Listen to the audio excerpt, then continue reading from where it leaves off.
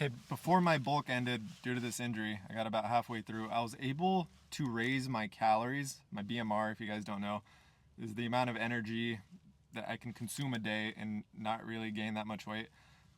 I got it up to 3,400. I meticulously tracked my weight and my calories, what I burned, and what the total was every single day. I did that every day during the bulk. I showed it in a couple of the videos, and I don't know, maybe I'll make a template so you guys could check it out and do that for yourself. If I'm not lazy. But this is about how to get your BMR up there, and it kind of happens naturally because you put yourself on this unstoppable loop when you're bulking that kind of just makes it happen. And it's a huge contrast to cutting, where I feel like I was eating like 1,600 calories at one point because I was making a lot of mistakes. But that's what I want to talk about today. If my video yesterday didn't convince you guys to get on the bulking train, maybe this one will, because people like food. I like to eat a lot of food. I'm still like the chubby Mexican kid at the pool who like wears the shirt to go swimming. I'm still that kid at heart, and that might be why I was opposed to doing an actual bulk for so long, and why I glorified cutting so much as like the main goal, as the thing that we all strive for is like the cut, because that's just like what gets promoted to us on TV and whatever. So yeah, hopefully this will convince you guys why you should go on a bulk, because you get to eat a ton of food. And here's how. Because you might think like the 3,400 calorie range is reserved for like the elite, the athletic, the superstars with good genetics, bodybuilders or whatever. But I'm not that big. I like to think I have average genetics. I said it in my video yesterday, and I was able to get my BMR that high. Like I said, I tracked it. So here's what happens when you bulk and how you just use up so much energy. Because you might think that you're using all this energy like it's just going to muscles, but it's so much more than that. Because what happens is when you eat a lot of food, assuming you get your 200 grams of protein, I'm not talking like junk calories or chips. I'm not talking dirty bulk here. I mean, maybe dirty bulking is for you, but I'm talking a bulk where you get your 200 grams of protein and you have a little treat after. You eat what you want. And I find it hard to believe most people can get 200 grams of protein and eat so much junk afterward that they're going to get out of shape and fat or whatever. I just find it hard to believe. Like, try it for yourself.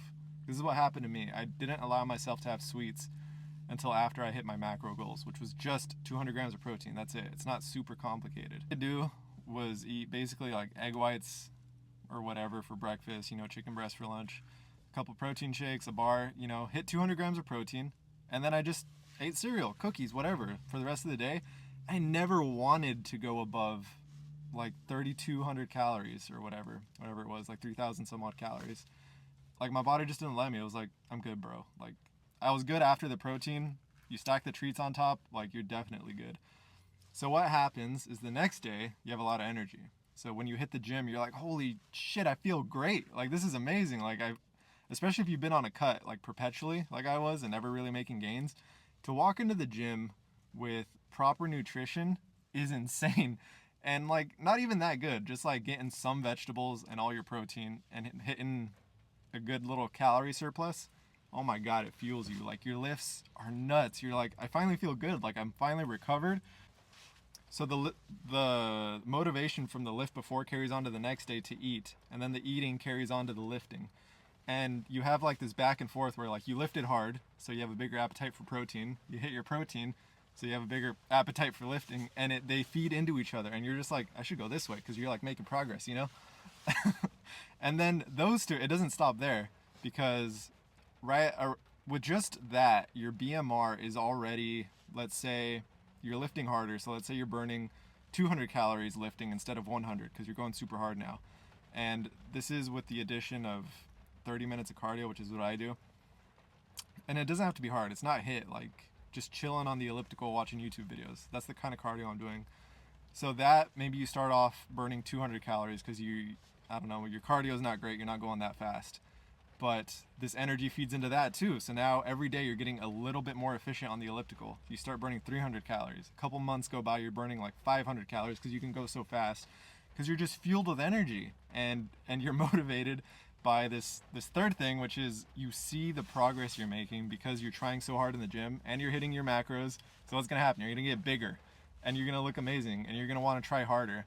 And then that feeds into a fourth thing, which is now you're bigger, so your body needs more calories. So you have a bigger appetite for protein, and it can handle that because you just raised your BMR by getting more muscle, and you raised your BMR by being able to do more on the elliptical, and you raised your BMR by hitting you're like raising your BMR by raising your BMR because it's feeding all these other things. It doesn't just stop at the muscle gains, because I know you can just Google this, like whatever it is, 5 pounds of muscle means you can eat like 30 more calories a day or whatever it is. It doesn't just stop there, because all this food you're eating is feeding into the energy expenditure of other stuff. If I could compare it, it's like putting more gas in a car, and then you can just slam the gas more. I don't know. Maybe that's a bad analogy. You can like waste more gas because you're getting free gas in, so you don't need to be energy efficient. You're just like go.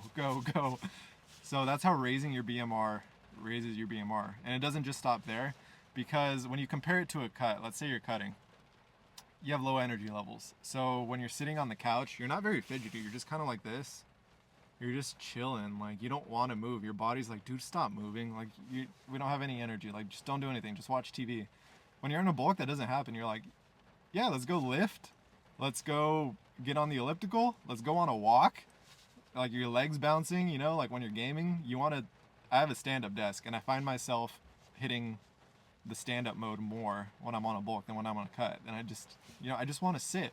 So cutting seems to be conducive with just lowering your BMR, low energy levels, low mood, low lifts.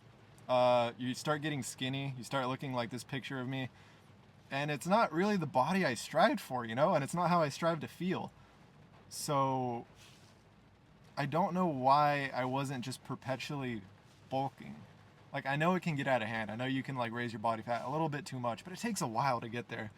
Because if you're doing all this right, your lifts are going up like exponentially. You're gonna have muscle on your frame, and it's really hard to have this much muscle on your frame and look bad. You can even hit like 25% body fat, and dude, you still look like Jason Momoa. But let me sum this all up, because this was supposed to be how to raise your BMR by bulking, or it's supposed to be how to raise your BMR. The answer is bulking, if it's not obvious. And most people's opposition to this is like, no, I don't want to bulk. I'll look bad. I'm already fat enough. You know, I bet I could totally picture someone saying that. Like, if you're skinny fat right now, you're like, no, I'll cut first and then I'll bulk. I hear that so much. Like, I just heard it from someone I know. They're detrained. They haven't been in the gym in a while. And I don't know why they think they need to cut first. Like, you already don't have any muscle. What are you doing? Because they picture a bulk as like getting fat. I don't know why everyone has it in their head that a bulk equals getting fat, and then it's like, oh, I look fat, but there's a bunch of muscle underneath, and then I go on a freaking 7-month cut, and then I'll look good. No, what's gonna happen is you're gonna go on a 7-month cut, your freaking testosterone's gonna drop, and you're gonna look like shit. You're gonna look like this. I've been through all this. Like, I've had all these mistakes. I don't want other people to make them. So I'm just trying to tell you, bulk. It'll raise your BMR, and you'll look a lot better than you think you do. And that's how. Because it puts you on this cycle of nonstop fitness that feeds into itself. If that makes sense. I hope that made sense. If you guys, I'm gonna do it. I'm just gonna help some people out. I'm gonna make a template of the way I use to track my my progress, so people can see for themselves. I'll put it in the comments. Check it out. Yeah. Good luck, guys. Good luck. And give me more topics that I can rant about. Peace.